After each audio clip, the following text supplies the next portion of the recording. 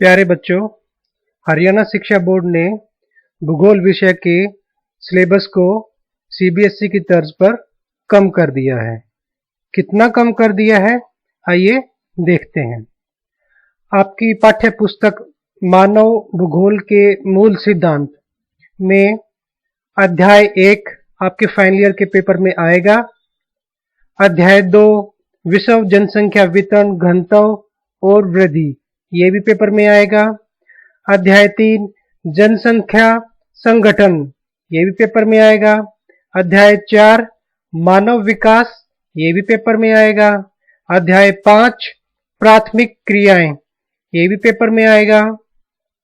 वहीं अध्याय 6 द्वितीयक क्रियाएं यानी सेकेंडरी एक्टिविटीज, ये पेपर में नहीं आएगा। तृतीय और चतुर्थ क्रियाकलाप, ये पेपर में आएगा। अध्याय 8 परिवहन एवं संचार, यह पेपर में नहीं आएगा। अध्याय 9 अंतर्राष्ट्रीय व्यापार, ये पेपर में नहीं आएगा। अध्याय 10 मानव बस्ती, ये पेपर में आएगा। अब आपकी पाठ्य पुस्तक दूसरी भारत, लोग और अर्थव्यवस्था, इसमें से पाठ 1 जनसंख्या वितरण, घनत्व, वृद्धि और संगठन, ये पेपर में आएगा। अध्याय 2 प्रवास, प्रकार, कारण और परिणाम, ये पेपर में आएगा। अध्याय 3 मानव विकास, ये भी पेपर में आएगा। अध्याय 4 मानव बस्तियां, ये भी आएगा। लेकिन अध्याय 5 भू संसाधन तथा कृषि, ये पेपर में नहीं आएगा। अध्याय 6 जल संसाधन, ये पेपर में आएगा। अध्याय 7 खनिज तथा ऊर्जा संसाधन, ये पेपर में आएगा। निर्माण उद्योग, ये पेपर में नहीं आएगा। चैप्टर 8 पेपर में नहीं आएगा। अध्याय 9 भारत के संदर्भ में नियोजन और सतत पोषणीय विकास, ये पेपर में आएगा। लेकिन अध्याय 10 और 11 ये पेपर में नहीं आएंगे। परिवहन तथा संचार और अंतरराष्ट्रीय व्यापार, ये दोनों ही पाठ 10 और 11 पेपर में नहीं आएंगे। अध्याय 12 भौगोलिक परिप्रेक्ष्य में चयनित कुछ मुद्दे एवं समस्याएं, ये पेपर में आएगा। अब जरा दोनों बुक्स को एक साथ देखते हैं कि इनमें से कौन कौन से पाठ आ रहे हैं। मानव भूगोल के मूल सिद्धांत, इस किताब में से मानव भूगोल प्रकृति एवं विषय क्षेत्र, ये आएगा। विश्व जनसंख्या वितरण, घनत्व और वृद्धि, ये भी आएगा। जनसंख्या संगठन, ये आएगा। मानव विकास, प्राथमिक क्रियाएं, मानव भूगोल प्रकृति एवं विकास क्षेत्र, विश्व जनसंख्या वितरण, घनत्व और वृद्धि, तृतीय और चतुर्थ क्रियाकलाप, ये और मानव बस्ती, ये पाठ इस पुस्तक से आएंगे। वही पुस्तक भारत, लोग और अर्थव्यवस्था, इसमें से जनसंख्या वितरण, घनत्व, वृद्धि और संगठन, ये आएगा। प्रवास, प्रकार, कारण और परिणाम, ये भी पेपर में आएंगे।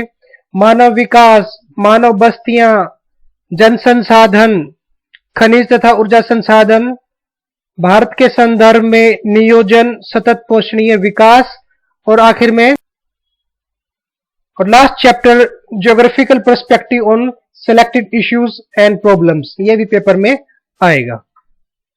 अब जरा प्रैक्टिकल वर्क देखते हैं कि इसमें कौन कौन से आएगा।